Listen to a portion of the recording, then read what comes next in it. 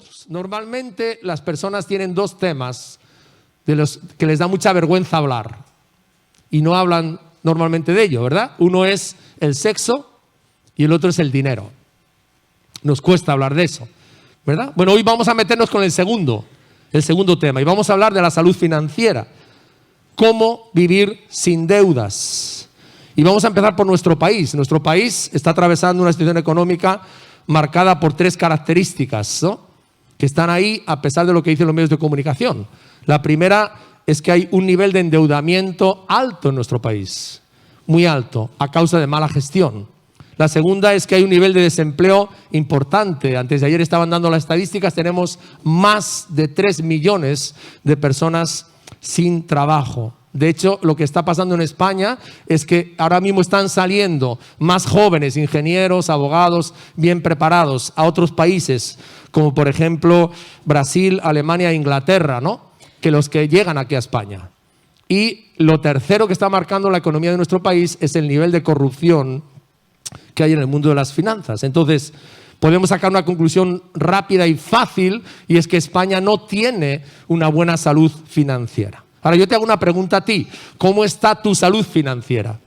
¿Cómo está tu salud financiera? Fijaros, por años los creyentes han estado aparentando que nosotros no tenemos esa clase de problemas. Me vas pasando la siguiente, ¿verdad? Han estado aparentando que esos problemas eran para otras personas.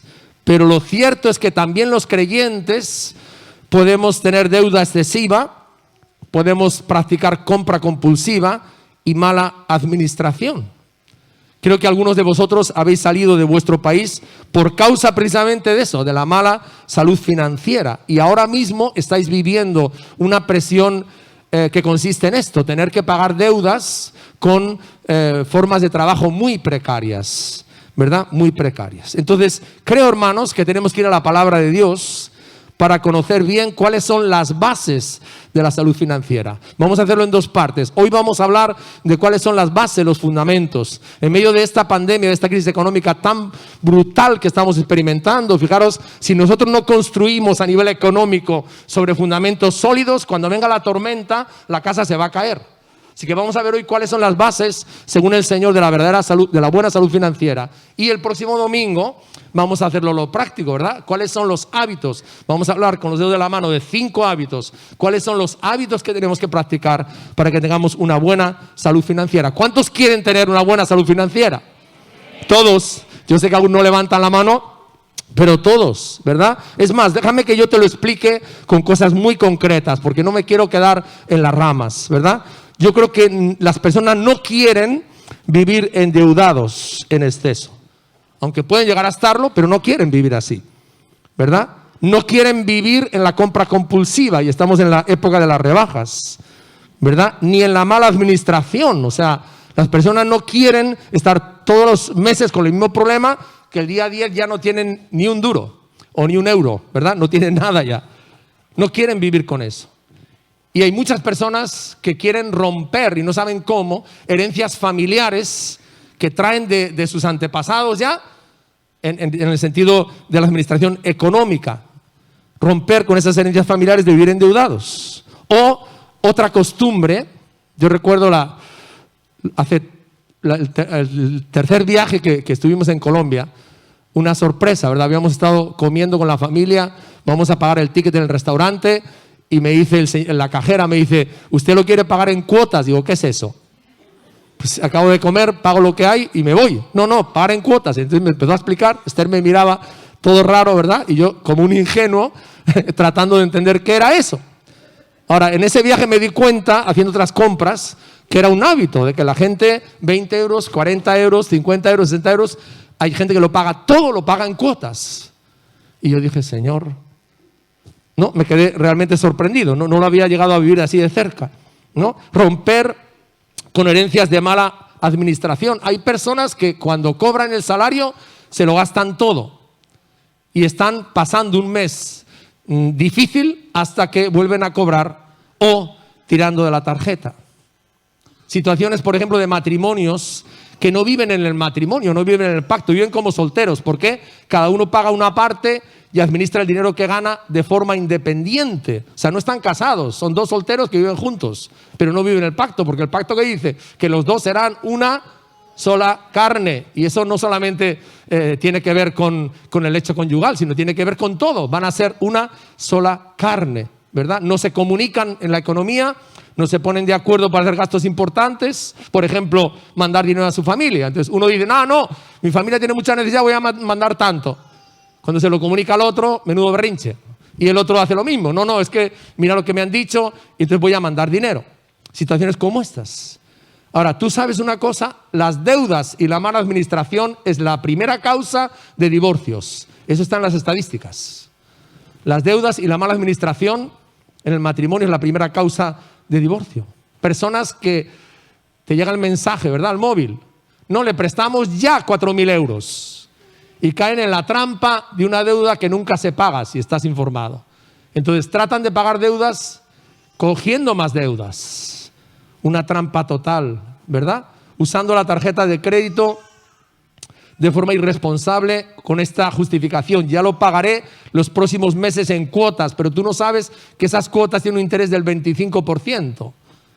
Del 25% de interés.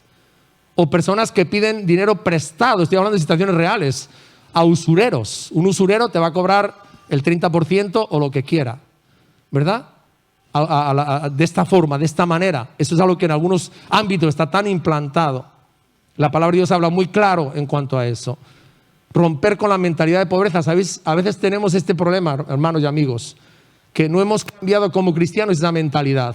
La mentalidad de pobreza no es una mentalidad de un cristiano, ni es una mentalidad bíblica. No lo es, ¿verdad? Es una forma de entender y de operar en la vida que está completamente ajena al plan y al propósito de Dios para tu vida. O prestar dinero a una persona que te ha demostrado que es un mal administrador. Quizás es tu primo, tu hermano, pero ya te ha demostrado que no se administra. Y tú lo sabes, ¿verdad? Entonces te doy un consejo, dáselo. Porque es que al final pierdes el dinero y la amistad. Porque sabes que es una persona que realmente no se administra. Y como no se administra, evidentemente a la hora de que te devuelva lo que le prestaste, vas a tener un problema, ¿verdad? Seguro. Ahora, estas conductas, que son algunas de ellas prácticas, fijaros, dañan nuestro espíritu, dañan nuestra alma y te voy a decir algo más, dañan nuestra salud. Hay veces que no dormimos por causa de esto.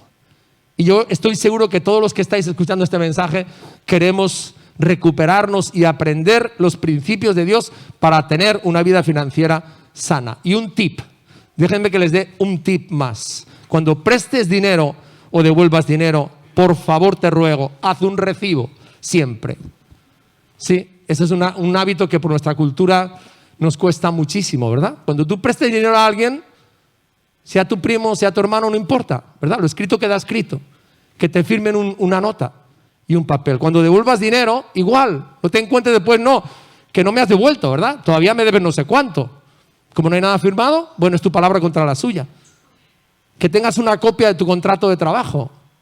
Sí, cuando tú firmas un contrato de trabajo, tienes que tener por legalidad una copia. No es que, bueno, como el dueño ya la tiene, ya lo sabe, ya está, no. Eso no es así. O una vida laboral. Tener tu vida laboral impresa, ¿verdad? Son principios económicos de administración financiera muy importantes. Entonces vamos a ver hoy qué enseñó Jesús sobre la salud financiera. ¿Sabes algo? Jesús habló más de la salud financiera que del cielo y del infierno. Sí, así como te resulta extraño, pero es así. ¿Por qué? Porque sencillamente pasamos más tiempo pensando en el dinero que en el cielo o en el infierno. Así es la realidad. Pasamos mucho tiempo pensando cómo conseguir el dinero, cómo ahorrarlo, cómo gastarlo, cómo invertirlo o cómo asegurarlo.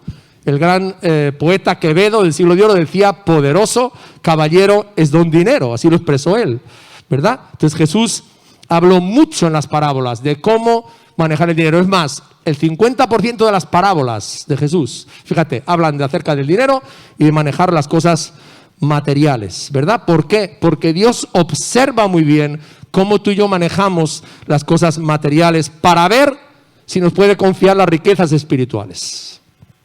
Entonces la Biblia habla sobre tres cosas que las tienes aquí en la pantalla, ¿verdad? Una, cómo salir de las deudas. Sí.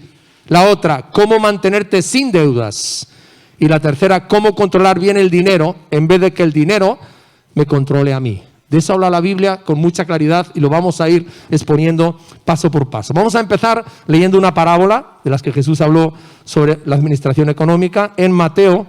Te invito a que la busques, no está en la pantalla. Mateo capítulo 25, del versículo 14 al versículo 30.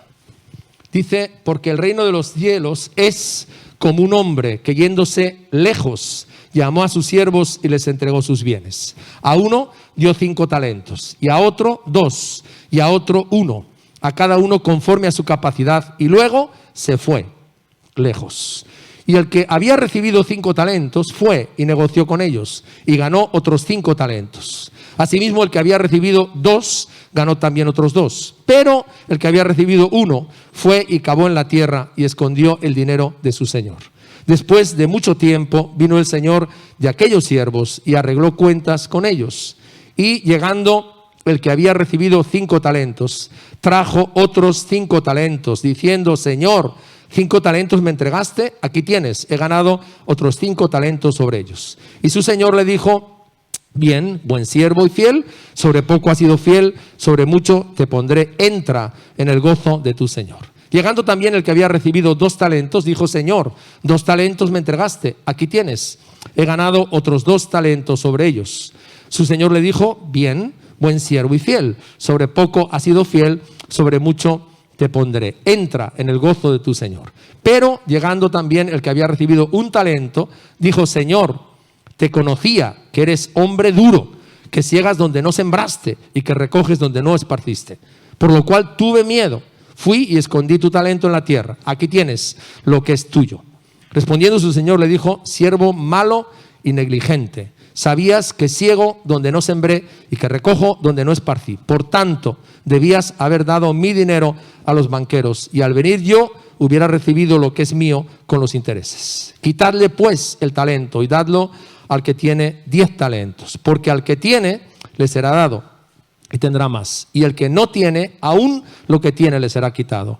Y al siervo inútil, echarle en las tinieblas de afuera. Allí será el lloro y el crujir de dientes. Padre, te pedimos que tú bendigas tu palabra, Espíritu Santo, que tú unjas mis labios para darla y también nuestros oídos. Queremos que tu palabra en esta mañana, Señor, renueve nuestra mente. Te pedimos, renueve nuestra forma de pensar, nos haga ver este área tan importante de nuestra vida como tú lo ves, y también que tú, Espíritu Santo, nos des la determinación para ser obedientes, Señor, a hacer cambios, de tal manera que nuestra vida pueda ser bendecida, Señor, como tú lo deseas. En el nombre de Jesús, amén. Bien, se trata de un hombre muy rico que va a hacer un viaje, ¿verdad? Y como no había bancos como los conocemos hoy, ¿verdad? Lo que decide es confiar su riqueza a 3 personas para que se lo devuelvan multiplicado. Ahora, vamos a aclarar primero qué es un talento, porque si no, no entendemos la parábola, ¿verdad? Cuando oímos la palabra talento, ¿no? Una noche de talentos, pues pensamos en los dones, las habilidades, las capacidades, lo que le encanta hacer a una persona o aquello en lo que son buenos. Pero esta parábola no se refiere a eso. Esta parábola, aquí talento, significa una medida de peso en oro. ¿De acuerdo? El talento romano equivalía a 35 kilos de oro. ¿Entiende esto bien? 35 kilos de oro era un talento. Vale, si lo traducimos a hoy, más o menos, estamos hablando que un talento, fíjate, era 1.300.000 euros. 1.300.000 euros, era un talento solo. ¿Vale? Entonces no está mal. Si tienes 2 talentos, tienes 2.600.000 euros. Y si tienes 5 talentos, imagínate, tienes 6.500.000 euros. O sea, ninguna de las 3 cantidades era una cantidad pequeña. Claro, porque tú oyes un talento y dices, va, ¿qué será eso? No, no, no. Estamos hablando de 1.300.000 euros. Recibió uno. El siguiente recibió 2.600.000 euros. Y el que más recibió fueron 6.500.000 euros. Entonces, el dueño les llama el Señor a los siervos y les confiere diferentes cantidades de dinero. Al primero le da 5, al segundo le da 2 y al tercero le da 1. Y cuando él regresa, ¿qué nos encontramos? Que los 2 primeros habían doblado la cantidad, pero el tercero le da un mal resultado. Ahora, en esta parábola vamos a ver 7 principios básicos para una buena salud financiera. Te ayudaría tomar notas, aunque queremos grabar el audio, por lo menos no podemos grabar el vídeo, pero sí el audio para que esta enseñanza quede grabada y la podamos volver a escuchar y tomar buena nota de ella, ¿verdad? Lo primero, el primer principio es, todo lo que tengo, todo lo que tú tienes y lo que yo tengo, le pertenece a Dios. Fíjate lo que deja claro el versículo 14. Dice, llamó a sus siervos y les entregó, ¿qué? Sus bienes. Eran propiedad del Señor, les entregó sus bienes. Luego, fijaros, cuando hablamos de dinero, lo primero que tenemos que dejar claro, queridos amigos, es que le pertenece al Señor. Él es el propietario. El Señor, como dueño de todo, nos presta a nosotros el dinero y las cosas materiales. Pero hay que dejar claro desde el principio que le pertenecen a Él y no a nosotros. Nosotros somos meros mayordomos de las cosas materiales, ¿verdad? Meros mayordomos. Estamos gestionando, escucha bien esto, lo que no es nuestro. Estamos gestionando lo que no nos pertenece a nosotros, ¿verdad? Entonces, claro, a lo mejor tú dices ahora, ¡oh! Un momento, ¿quién se levanta a las 5 de la mañana? ¿Quién aguanta al jefe? ¿Quién se parte el lomo trabajando, etcétera? Soy yo que me lo estoy ganando. Pero yo te hago otra pregunta, ¿quién te regala la salud? ¿Quién te regala la vida? ¿Quién te regala las fuerzas para trabajar? ¿No es Dios? Sí, porque muchas personas dicen eso, es que yo lo he ganado con el sudor de mi frente. Bueno, todas las cosas, ¿no? Todo lo que tenemos es un regalo de Dios, no eres dueño de nada, todo es prestado, ¿verdad? No eres dueño de nada cuando naces, ni lo serás cuando termine tu vida, porque desnudo vine y desnudo me iré, ¿verdad? A la eternidad. Ahora, quiero leer dos citas con vosotros, que estas sí que están ahí en la pantalla, donde Dios establece este principio, que nada es nuestro, que somos meros administradores y que todo lo material, el dinero, lo que manejamos, realmente le pertenece al Señor. Deuteronomio capítulo 8, versículo 17, dice, y digas en tu corazón, mi poder y la fuerza de mi mano me han traído esta riqueza, ¿no? Cuando digas eso. Ahora dice Dios, sino acuérdate de Jehová, tu Dios, porque Él te da el poder para hacer las riquezas, a fin de confirmar su pacto que juró a sus padres como en este día. Y David, cuando hace la ofrenda para el templo de Salomón, y no solamente la hace él, sino que la hace todo el pueblo, dan oro, plata y todas sus riquezas para Dios. Fijaros lo que aclara, está en Primera de Crónicas, capítulo 29, versículos 11 y 12.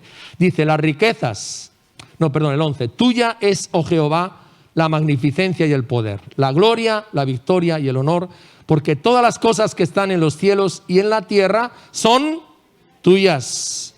Tuyo, Jehová, es el reino y tú eres excelso sobre todos. Las riquezas, fíjate, y la gloria, el 12, proceden de ti y tú dominas sobre todo. En tu mano está la fuerza y el poder, y en tu mano el hacer grande y el dar poder a todos. Y el 14 dice, porque ¿quién soy yo? David era el rey, ¿no? ¿Quién es mi pueblo para que pudiéramos ofrecer voluntariamente cosas semejantes? Y ahora, fijaros lo que David aclara, porque todo es tuyo y de lo recibido de tu mano te damos. Entonces, lo único que podemos hacer, porque somos meros mayordomos, es usar bien lo que el Señor nos ha prestado.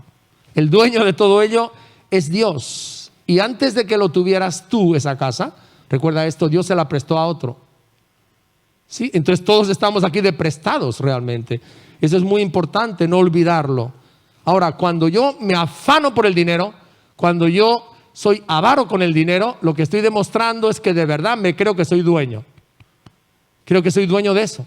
Y por eso me comporto de esa forma y de esa manera, ¿verdad?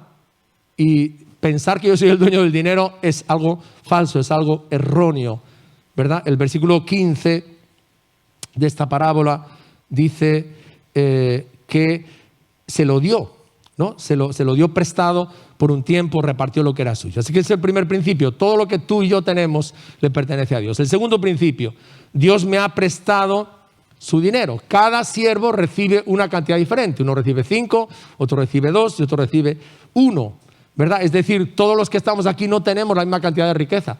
Eso es obvio, es claro, de posesiones, de pertenencias, ¿verdad? Pero todos nosotros, todos los seres humanos, manejamos dinero y posesiones en esta vida. Fijaros, en el versículo 16 y 17 lo deja muy claro. ¿verdad? Cómo el de 5 manejó y el de 2 manejó y el de un talento también lo manejó. O sea, el dinero es una herramienta que Dios pone en nuestras manos para que nosotros la usemos y la pongamos a trabajar. Entonces, ¿cuál es el problema que tenemos en la cultura de hoy tan deshumanizada? Que es ¿verdad? Lo podemos resumir así. Se usa a las personas y se ama el dinero. Y Dios quiere que sea al revés, ¿verdad? Que usemos el dinero y amemos a las personas. Porque cuando nosotros usamos a las personas y amamos el dinero, siempre nos metemos en problemas. Fíjate lo que dice Primera de Timoteo. Pablo está haciendo aquí una advertencia a todos los creyentes, a todos nosotros. Primera de Timoteo capítulo 6, versículos 6 al 10. Pero gran ganancia es la piedad acompañada de contentamiento, porque nada hemos traído a este mundo y sin duda nada podremos sacar. Así que teniendo sustento y abrigo, o sea, nuestras necesidades básicas cubiertas, estemos contentos con esto, porque los que quieren enriquecerse caen en tentación y en lazo y en muchas codicias necias y dañosas que hunden a los hombres en destrucción y en perdición. Porque la raíz de todos los males, no dice es el dinero, no. Dice aquí, la raíz de todos los males es el amor al dinero, el cual codiciando algunos se extraviaron de la fe y fueron traspasados de muchos dolores. Está hablando aquí de creyentes. Entonces Pablo dice algo muy importante. El amor al dinero es la raíz de todos los males, ¿verdad? Pero, queridos, el dinero es neutro. El dinero como tal es neutro. Lo que Pablo está diciendo aquí es que no caigamos en el amor al dinero, evidentemente. ¿Cómo usas tu dinero? Bueno, Hitler usó el dinero para bombardear toda Europa, pero podemos usar el dinero para predicar el evangelio, para plantar iglesias, para alimentar a los hambrientos, para ayudar a otras personas.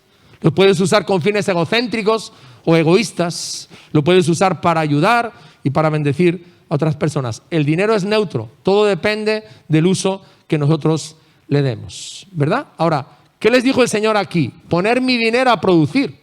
Yo me marcho, me voy lejos, os lo doy, como hemos visto, la cantidad es una cantidad muy importante en cada caso, y lo que tenéis que hacer mientras yo vuelvo es que ese dinero realmente produzca. Ahora, hazte esta pregunta: ¿por qué muchas personas están siempre endeudadas y nunca salen de las deudas? Te voy a dar una respuesta, y es porque trabajan para su dinero y no ponen el dinero a trabajar para ellos. Piensa en esto. Trabajan para su dinero y no ponen el dinero a trabajar para ellos. Entonces tenemos que cambiar nuestra forma de pensar sobre el dinero.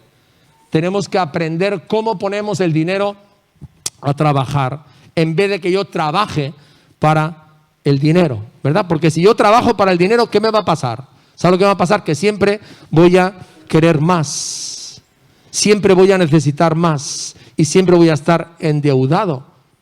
Ahora, Dios nos dice aquí en esta parábola que el dinero no tiene que ser nuestro jefe, tiene que ser nuestro siervo. ¿Sabes lo que pasa? Que cuando el dinero lo hacemos el jefe de nuestra vida es cruel. El dinero es un jefe cruel y terrible, ¿verdad? Nos controla, nos llena de estrés, se enseñorea de nosotros. Entonces, fijaros, en esta encomienda que el dueño les da, los 2 primeros hemos visto que lo invierten y lo ponen a producir. Pero el tercero que hace, se marcha y lo esconde.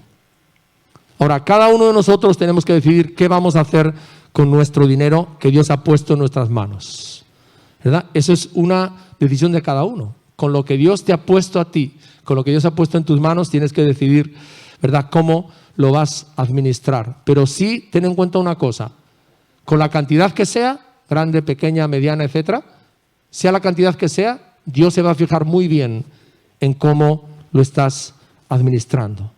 Y sabes, cometemos a veces el problema de que nos comparamos con otros. Si yo tuviera el sueldo que el otro tiene, si yo tuviera la casa que el otro tiene, si yo tuviera el móvil que el otro tiene, si yo pudiera vestir con esa marca como el otro viste. Y eso es un tremendo error. No tenemos que compararnos ni cuestionar a Dios porque a otro les prestó más o les prestó menos que a nosotros. ¿Sabes? Cuando lleguemos al cielo, Dios no nos va a comparar con los demás. Simplemente nos va a preguntar cómo lo hemos administrado nosotros, ¿verdad? ¿Qué hicimos con lo que Él nos entregó? Y creo que aquí aparece, nosotros tenemos varias opciones con ese dinero, ¿verdad? Uno, malgastarlo, malgastar el dinero que Dios nos entrega. 2, gastarlo bien y administrarlo bien. 3, usarlo con buenos fines. 4, invertirlo de manera sabia. Y 5, acapararlo y atesorarlo para nosotros. Pero, esto es muy importante, un día tendremos que dar cuentas a Dios de por qué hicimos lo que hicimos con el dinero que Él nos prestó temporalmente mientras estábamos aquí en la tierra. Tercer principio, un día Cristo nos va a pedir cuentas. Versículo 19, dice que el Señor regresó y les llamó a cuentas. ¿Sabes una cosa? Cuando tu vida termine, cuando mi vida termine, todos nosotros tendremos que rendir cuentas al Señor. Habrá un examen final, habrá una auditoría, pero con esta peculiaridad. Dios no nos va a decir, Jesús, ven y tráeme los libros de tus cuentas y las cartillas bancarias. No. ¿Sabes por qué? Porque ya las tiene Él. Ella los tiene. Ella tiene tus libros de cuentas, tus cuentas bancarias. Él lo tiene. Él tiene toda esa información.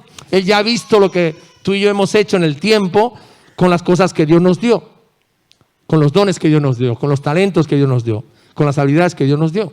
Y lo cierto es que un día todos nosotros tenemos que rendir cuentas, ¿verdad? Si nosotros pensamos que no vamos a tener que rendir cuentas, nos engañamos a nosotros mismos, porque todos tendremos que rendir cuentas delante de Dios, ¿verdad? Él me va a preguntar, Él te va a preguntar qué hiciste con los dones, las habilidades, los talentos, los recursos, las herencias que yo te di, ¿verdad? ¿Qué hiciste con todo eso? Ahora, piensa una cosa, no creas que el hecho de que Dios te haya dado lo que te ha dado es simplemente por casualidad, ¿verdad? No, hay un propósito, hay un plan en todo esto. Romanos 14:12, cuando está hablando acerca de ese día donde todos tendremos que presentarnos delante de Dios, fíjate lo que dice, de manera que cada uno de nosotros dará cuentas a Dios de sí. Es decir, no hay nada oculto que no salga a la luz. Hoy en día, a veces en la televisión y en los medios vemos todos estos temas de corrupción. Y parece que nadie sabe cómo empezó, nadie sabe qué pasó con esos libros, con esos discos de ordenador. ¿Sabes una cosa? El día que estemos delante de Dios va a ser todo tan claro, tan nítido, no va a haber ninguna confusión, no va a haber ninguna, cosas escondidas, ¿verdad? Que hoy en día hacen las situaciones que estamos viviendo en cuanto a la administración de los dineros públicos, ¿verdad? Públicos, ¿sí? Entonces, es muy importante que entendamos esto. Ahora, a veces nos encontramos con lo siguiente, ¿no? Encontramos jóvenes que viven de una forma irresponsable bajo el amparo de sus padres, ¿no? ¿Y qué ocurre? Como la vida es compleja, en algún momento las cosas se les complican, ¿verdad? Y aprenden esto, que yo no puedo estar toda mi vida siendo una persona irresponsable, ¿no? Porque un día tendré que enfrentar mis circunstancias y tendré que dar cuentas también, ¿no? La irresponsabilidad con el manejo del dinero no se puede mantener toda la vida. Es decir, más tarde o más temprano eso me va a alcanzar y obligatoriamente, queridos, obligatoriamente tendremos que enfrentar las circunstancias. Y eso es lo que nos sucede cuando no controlamos el gasto y nos endeudamos en exceso. Tomamos una actitud de irresponsabilidad en nuestras finanzas y tomamos decisiones equivocadas, ¿no? Que se prolongan en el tiempo, ¿no? Lo que nuestro país está viviendo a nivel económico, eso no empezó ayer. Son situaciones que se han ido acumulando en los años. El gasto excesivo, el endeudamiento indebido, la mala administración. Y ahora todo esto está saliendo a la luz. España tiene una deuda, escuchen, superior al Producto Interior Bruto. Que si lo miras en ceros te quedas mareado de ver los ceros, ¿verdad? Así está nuestro país. Alguien dijo, un pastor economista dijo, necesitamos 3 generaciones en España para estar libre de la deuda que nuestro país tiene. Pero eso no es el resultado de un día ni de 2, es el resultado de toda una forma de manejar las finanzas. Entonces, fíjate de los 3 siervos el informe de cada uno. El primero, me diste 5 talentos, recuerda que son 6.500.000 euros y he doblado la cantidad. Yo pensaba, hermano, si solamente hubiera ganado el 10%, hubieran sido 650.000 euros. Pero no, dobló la cantidad, o sea, con 6,5 millones de euros consiguió ganar otros 6,5 millones. ¡Qué gestión más tremenda! El segundo recibió 2 talentos, 2,600,000 euros, ¿verdad? Y también dobló la cantidad, o sea, ganó un 100%. Y el tercero, que tenía ni más ni menos que 1.300.000 euros, perdón, fijaros, y un mal informe, dice que lo escondió. Y además de eso, echa la culpa a Dios. Hay un refrán que dice, el que no arriesga nada, no gana nada. Y Dios le descubre y le dice, siervo perezoso y necio. Es decir, no has hecho absolutamente nada con esa cantidad. Si a cualquiera de nosotros nos dijeran, tienes en tu cuenta, a partir de hoy, 1.300.000 euros, ¿no? O sea, es asombroso, ¿no? Eso es lo que tienes en tu cuenta, ahí lo tienes. ¿Qué vas a hacer con ello, verdad? Y la tremenda reacción de este hombre nos sacude. No hace nada con lo que Dios le ha dado. Y encima le echa la culpa a Dios de su mala administración y de su fracaso. Se hace la víctima. Ahora, hay muchas personas que van por la vida hoy exactamente igual. Cuando por administrar mal el dinero dañan su vida y la de su familia, echan la culpa al gobierno, al jefe o a sus padres. Es decir, echan la culpa a los demás, ¿no? Y hermanos, hay que dejar algo muy claro. Dios no tiene la culpa de que yo use mal mi tarjeta de crédito. Y un consejo te doy personal. Si no la sabes usar, rómpela. Porque el banco nos está mandando continuamente, ¿verdad?, ese mensaje. Tiene usted ya 40.000 euros. Haga un préstamo, ¿verdad? Tiene ya 3 tarjetas a su disposición. Entonces, si yo no sé manejarme bien, no sé administrarme bien, entonces coge unas tijeras y corta esas tarjetas y no la uses. Usa como los abuelos. Dinero metálico, contante y sonante. Es decir, si tengo dinero lo compro y si no tengo dinero me abstengo y nada más, ¿verdad? Entonces, fijaros, aquí entendemos algo importante. Dios no tiene la culpa de que yo me endeude para comprar cosas que no son de primera necesidad. Dios no tiene la culpa. Dios no tiene la culpa de que yo me compre un móvil nuevo que no puedo pagar, porque es que el otro también lo tiene. Dios no tiene la culpa de eso. Esa es una responsabilidad mía. Y Dios no tiene la culpa de que yo no me compre una casa que no puedo afrontar. Si no la puedo afrontar, ¿verdad?, ¿por qué tomo esa decisión? Ahora, hay un versículo en Proverbios 19:3 que dice, la insensatez del hombre tuerce su camino y luego contra Jehová se irrita su corazón. O sea, yo tomo decisiones torcidas, erróneas, equivocadas y encima luego me rebelo y le echo la culpa a Dios de ello, ¿verdad? ¿Qué le dice aquí el Señor? Por lo menos deberías haberlo metido en un banco, ¿verdad? Por lo menos. Principio número 4. Debo administrar sabiamente el dinero de Dios. Recuerda que el dinero no es tuyo ni mío, es de Él, ¿verdad? Es decir, Dios espera que yo lo administre bien, que tú lo administres bien. ¿Por qué? Porque eso está prestado a nuestras vidas por un tiempo. Dios no se glorifica en que yo lo acapare, me siente encima de ello, lo esconda y lo entierre, que fue lo que hizo este siervo necio. ¿Por qué? Porque el dinero es una herramienta y lo que Dios quiere es que yo aprenda a usarlo bien. Los que venís del campo, sabéis lo que ocurre con el estiércol, ¿verdad? El estiércol es un abono muy beneficioso para las plantas. Por ejemplo, los que cultivan su propia huerta. Ahora, con el estiércol podemos hacer 2 cosas. Una, lo extendemos bien y ahí eso ayuda a que tengamos buenas lechugas o buenos tomates, etcétera, bien extendido, parejito. O la otra es que lo acumulemos, ¿verdad? Que lo acumulemos. Si lo acumulamos, pues eso huele a podrido y no sirve para mucho. Eclesiastés 5:10 dice, el que ama el dinero no se saciará de dinero y el que ama el mucho tener no sacará fruto. También esto es vanidad.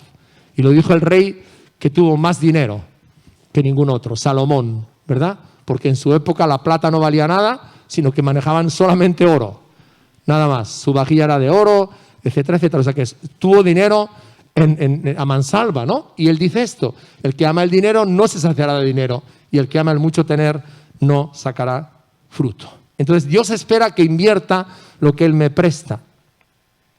Y la pregunta es esta, ¿por qué se enfada tanto con este siervo? ¿Verdad? Porque no se arriesga en nada y evidentemente no gana nada, no hace caso a lo que Dios le encomienda. ¿Y cómo le llama el Señor? Le llama necio y perezoso. Ahora, esta conducta de este siervo es un pecado grave. ¿Te acuerdas cómo terminó? Lo mandó echar al infierno. Y a veces pensamos que una persona malvada es un abusador, es un violador, un asesino, un dueño de esclavos, uno que hace trata de blancas o un terrorista. Sin embargo, hermanos, si yo no uso bien mi dinero, el dinero que Dios ha puesto en mis manos, mis recursos, dice la palabra de Dios aquí que cometo un grave pecado. Así es como Dios lo ve, ¿sí? El asunto es que yo cambie mi forma de verlo y lo vea como Dios lo ve. Es decir, Él nos prueba para ver si puede confiar en nosotros. Y si en la tierra, con las cosas materiales, yo no soy un buen administrador, haz esta pregunta, hermano, que estás en los caminos de Dios. ¿Cómo Dios me va a encomendar las cosas espirituales? Si no administro bien lo material, ¿verdad? ¿Cómo Él me va a encomendar lo espiritual? Entonces tenemos aquí un siervo malo y perezoso que no hizo nada. Lo escondió para olvidarlo, no quiero pensar en ello, evado mi responsabilidad. ¿Sabes por qué mucha gente contrae muchas deudas? Es por eso, porque no quiere pensar, ¿verdad? No quieren ser responsables. ¡Hala! Gastemos. Esto me gusta, me lo compro, lo pago en la tarjeta, no pienso, ¿verdad? Y sigo, ¿verdad? Entierro mis problemas financieros, los ignoro y cada vez la deuda es más grande. Mira esta fórmula. El mal uso de la tarjeta de crédito, más el gasto incontrolado, más la compra compulsiva, más la ignorancia, ¿dónde me va a llevar? Seguro a un desastre financiero. ¿Sí? Esa es una fórmula que no falla, ¿verdad? Entonces nosotros debemos de saber con exactitud cuánto ganamos, cuánto debemos, cuánto tenemos y en qué lo gastamos. No nos vale eso de que, uy, se me fue el dinero. Este mes no tengo blanca, no sé qué pasó, ¿verdad? No, eso no vale. Hay 4 cosas que tenemos que tener claras, ¿verdad? ¿Cuánto ganamos? ¿Cuánto debemos? ¿Cuánto tenemos? ¿Y en qué lo gastamos? Dios no nos puso en esta tierra para no hacer nada. Él nos puso para administrar bien el tiempo que nos da, el dinero que nos da, la energía que nos da, la inteligencia que nos da y las habilidades que nos da, y que podamos usarlo eso para bien y para la gloria de Dios, ¿verdad? Y nadie de nosotros tiene excusas, porque un día, queridos, un día Él nos va a pedir cuentas. Y no es cuestión de que me compare con otro, ¿verdad? Sino que yo solo, personalmente, tendré que dar cuentas delante de Dios. Luego, por tanto, tenemos que usarlo, ¿no? Administrarlo bien, arriesgarlo y no enterrarlo. Muy bien. Y el quinto principio. ¿Qué le pasó a este siervo? ¿Por qué tuvo esa administración tan pésima, verdad? Porque tenemos que enfrentar nuestros temores. Ahora fijaros, un talento, que es lo que tenía, no vale nada, ya lo hemos dicho, vale 1.300.000 euros. ¿Y cómo puede ser que lo hayas enterrado? O sea, es como tomarle el pelo al Señor. Te doy 1.300.000 euros y coges y vas y lo entierras. ¿Cuál fue la razón? Bueno, la palabra lo dice muy claro, fue el temor. Fue el temor. Ahora, para que tú puedas administrar bien el dinero que Dios te da, escúchame bien, tienes que enfrentar tus temores, ¿verdad? Me tengo que atrever a hacer aquello que temo, ¿verdad? Porque siempre todos los talentos que Dios nos da vienen acompañados del temor. Por ejemplo, una persona que tiene el talento de cantar y otros hablan con él y dicen, oye, qué voz más bonita tienes. Pero ¿cuál es el temor suyo? Que a nadie le guste lo que va a cantar, ¿no? Y entonces él lucha con eso mismo. O una persona, por ejemplo, que es una buena administradora, tiene el temor al fracaso. Entonces, cada talento en nuestra vida va acompañado del temor que quiere impedirnos que nos arriesguemos y cumplamos el propósito y glorifiquemos a Dios, por lo cual nos regaló ese don. Entonces, lo que nos va a impedir básicamente vivir con una buena salud financiera es el temor. Es el temor. La Biblia, este libro, hermanos, contiene todos los principios en nuestra vida para tener una salud financiera buena y próspera, ¿verdad? El asunto, ¿cuál es, hermanos? Que yo crea, primero que los conozca, y segundo que crea esos principios de Dios para mi vida y desafíe los temores y les obedezca, ¿verdad? ¿Por qué? Porque fíjate esto, todos los principios de Dios sobre las finanzas, escúchame bien, van en contra de lo que el mundo te dice. En contra de la publicidad, los medios de comunicación, etcétera, van en contra de los principios de Dios, evidentemente, ¿verdad? Entonces, para obedecerlos, tengo que desafiar el temor y ponerme donde Dios quiere que me ponga. Ahora, muchas veces, ¿por qué contraemos deudas? Porque pensamos que realmente los principios de Dios no funcionan. O sea, mi vida cristiana sí, pero en el momento que entro en el tema de dinero, no. Ya ahí la vida cristiana, los principios cristianos, como que no les dejo campo, no les dejo lugar. ¿verdad? Es decir, hemos entrado en una forma de pensar, en una manera de actuar, donde tenemos temor a hacer lo que la Biblia nos dice, ¿verdad? Entonces, ¿qué ocurre? Me hace seguir endeudado y llenos de agobio. La obediencia al Señor es fundamental para tener una economía sana y próspera. Eso requiere fe. Ahora, ¿cuáles son algunos de estos temores que tenemos? Déjame que te los nombre. El primero, el temor de que yo no lo puedo hacer lo que Dios dice, que no estoy preparado. Otro temor que tenemos muchas veces es el temor al fracaso. Entonces me quedo con los zapatos viejos de mi vieja naturaleza porque tengo temor a fracasar si me pongo los nuevos que Dios me manda que me ponga, ¿verdad? Son como, digamos, más incómodos en un principio. El temor a lo que otros piensen de mí, eso nos puede mucho, ¿verdad? ¿Y qué va a decir mi hermana si se entera? Y mi padre y mi madre si hago esto que Dios me manda. El temor también a sentir lástima de mí mismo, porque he fracasado en el pasado, ¿verdad? Entonces, si en el pasado he tenido problemas, ¿cómo me voy a atrever ahora y me voy a arriesgar a hacer lo que Dios me dice? El temor al fracaso. Tú sabes que todos los fracasos en la vida son una forma de aprender. Te voy a poner un ejemplo para que lo entiendas. Hubo dos personas que cometieron un grave fracaso, que fueron Judas y Pedro. Los dos traicionaron a Cristo. Los dos cometieron el mismo fracaso. Pero ¿cuál fue la diferencia? La diferencia fue la reacción posterior al fracaso. Judas fue y se ahorcó, Pedro se volvió a Jesús, se arrepintió y lloró amargamente su pecado. Y precisamente con Pedro, con la persona más fracasada espiritualmente entre los apóstoles, ¿verdad? Jesús escogió lanzar su iglesia en Pentecostés. Amén. Pues Dios es bueno, Dios es bueno. Para salir de las deudas, tú lo sabes muy bien esto, no se sale de la noche a la mañana, rapidísimamente. ¿Por qué? Porque cuando yo me meto en una deuda excesiva, me voy metiendo poco a poco, no me meto en una deuda de hoy para mañana. Son procesos lentos. Pero Dios tiene principios sólidos para que nosotros les tomemos en cuenta, les pongamos en práctica y podamos tener una buena salud financiera. Así que el error de este siervo que recibió un talento no enfrentó sus temores, ¿verdad? Cuando nosotros queremos hacer las cosas a la manera de Dios, recuerda esto, hermano, siempre vas a tener que luchar con el temor, siempre, ¿verdad? Porque la única forma de recibir esa bendición es a través de la obediencia, y el enemigo va a traer montones de temores a tu mente para que no lo hagas conforme Dios te ha dicho que hay que hacerlo, que te va a traer la bendición, la sanidad que tú deseas. Sexto principio, si no lo uso, lo pierdo. Versículos 28 y 29.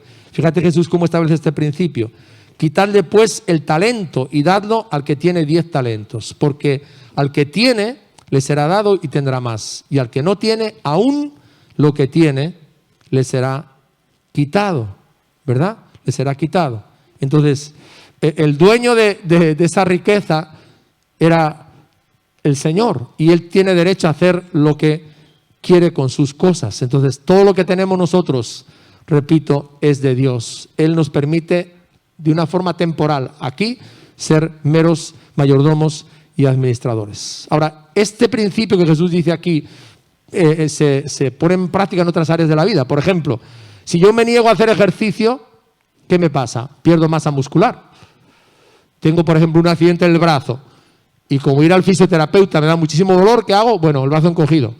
¿Qué va a pasar con el bíceps? Pues evidentemente se va a reducir y voy a perder masa muscular. Si yo, por ejemplo, sé una segunda lengua, tú sabes una segunda lengua, y no la practicas, no lees, no hablas, no escuchas esa lengua, vas a ir perdiendo la lengua. Yo digo que de aquí se pasa aquí, ¿verdad? Se te queda atrás la lengua y parece como que se te ha olvidado. No está olvidada, está dormida, pero no la estás usando. Si yo no practico mis habilidades físicas, por ejemplo, pierdo destreza. Un pianista, por ejemplo, que no ensaya y que no practica, ¿qué pierde? Pierde realmente ejecución en el instrumento. ¿Por qué? Porque no está, todos los días no está trabajando. Un futbolista igual, tiene que estar 6 horas, 8 horas diarias, ¿verdad?, de entrenamiento para mantenerse en formas. Entonces, eso es lo mismo con las cosas que Dios nos da. Cuando yo lo uso bien, Dios me da más. Cuando yo administro fielmente lo que Dios ha puesto en mis manos, dice el versículo 29, Él me añade más. ¿Por qué? Porque Dios ve que somos buenos administradores. Ahora, el dueño de todo no va a dar sus riquezas, ¿verdad?, a una persona que le ha demostrado que es un mal administrador, ¿no? Eso es claro y es evidente. La Biblia habla de que lo que yo siembro, eso cosecho. Si siembro lo bueno, pues voy a cosechar evidentemente lo bueno. Y el último principio, el séptimo, Dios te recompensará por una buena administración del dinero. No sé si has llegado a descubrir esto, pero esto es así de real. La buena administración del dinero es una prueba de tu fidelidad a Dios. Porque Dios usa el dinero para poner a prueba tu fe. A lo mejor no habías llegado aquí, ¿verdad? Eso es importante que lo descubras.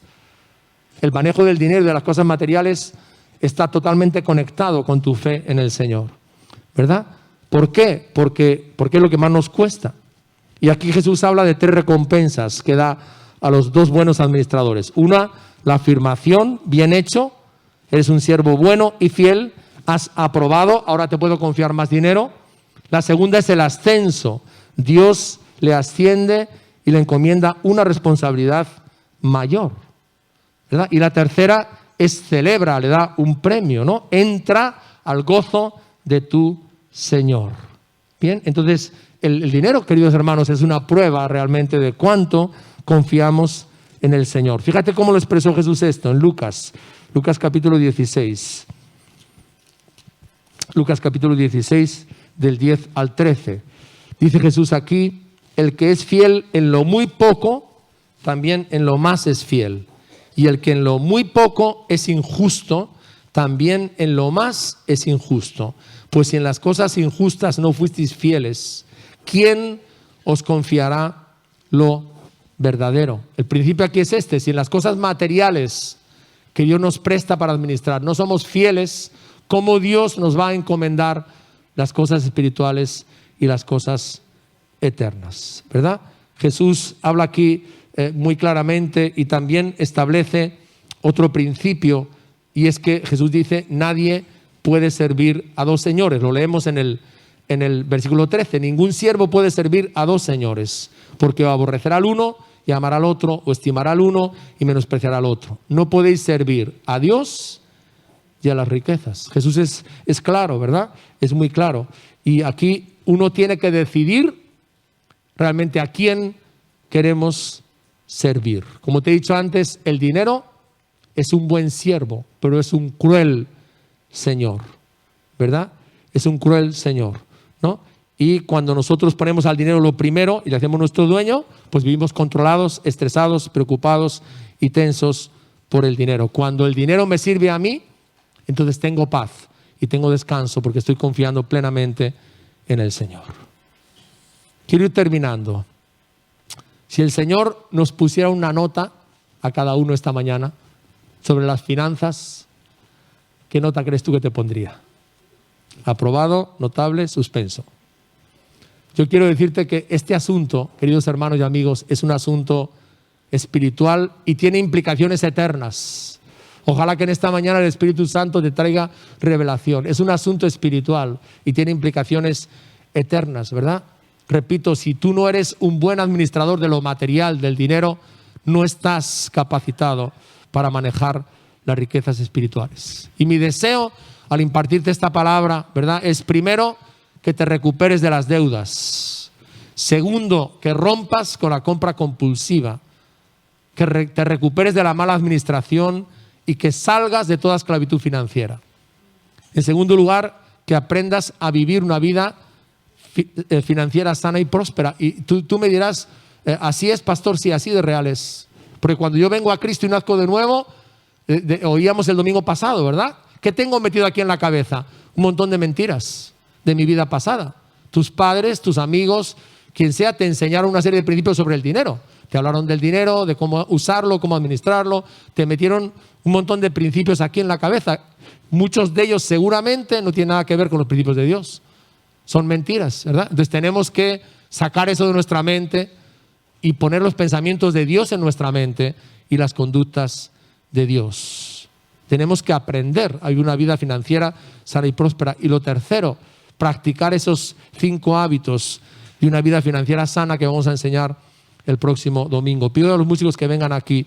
Te resumo estos 7 principios para tener una buena salud financiera. Son los fundamentos de nuestra economía. El primero, todo lo que tienes le pertenece a Dios. Lo segundo, nuestro dinero es prestado.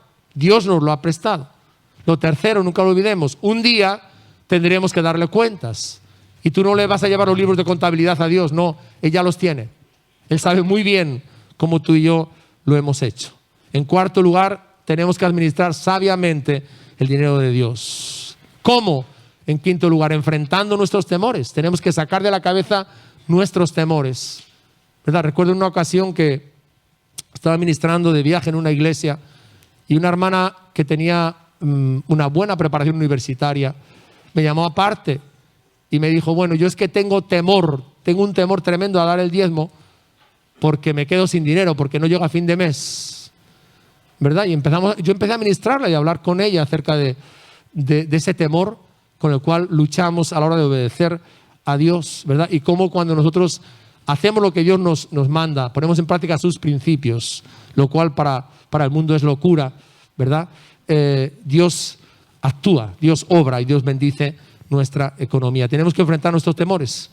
Si no lo usamos bien, lo vamos a perder y Dios, recuerda, nos va a recompensar por una buena administración.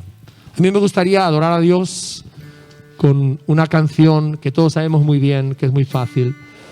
Hacemos hoy ante tu altar un compromiso de vivir en santidad. Un compromiso, hermanos, en este tiempo de situaciones financieras complicadas, de seguir sus principios como pueblo de Dios, ¿verdad? No nos vamos a dejar llevar por la presión que estamos viviendo, por las circunstancias difíciles, para hacer las cosas a la manera que no corresponde, sino queremos, en medio de la presión, de las dificultades, quitar todo temor, enfrentar todo temor y hacerlo como Dios nos ha dicho que lo hagamos, porque ahí está la bendición, ahí está la sanidad y la verdadera prosperidad para nuestras finanzas. Cantamos.